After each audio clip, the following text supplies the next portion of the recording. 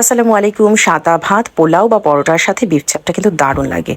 তাই নিয়ে নিলাম পোস্ত দানা, বাদাম আর সাথে দিয়েছি কাঁচামরিচ আর পেঁয়াজ বেরেস্তা। এগুলো দিয়ে একটা মশলা তৈরি করে সাইডে রেখে দিব। বাসা চাপের জন্য বড় কাঠের মাংস ছিল না, তাই রেগুলার কাঠ মাংস দিয়েই আমি এই চাপটা করেছি। একটু মাংসটাগুলোকে একটু থেতো করে নিয়েছি, দিয়েছি আদা রসুন বাটা, মরিচ, ধনিয়া, হলুদের গুঁড়ো, লবণ, টক দই আর জিরা আর গোলমরিচ একসাথে বেটে সেটা দিয়েছি। এই মেরিনেট করে আমি এই মাংসটাকে প্রায় 2 ঘন্টার জন্য রেখেছি। আর দিয়েছি ভিনেগার, যাতে মাংসটা বেশ সফট হয়।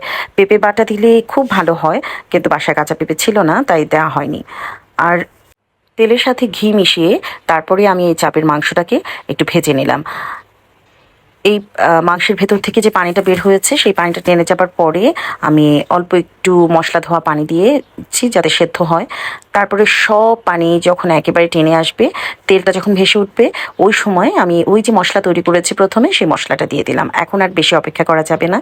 খুব ভালো করে যখন কষে আসবে, তেল আলাদা হয়ে যাবে, তখন আমি কাঁচামরিচ দিয়ে পরিবেশন করব।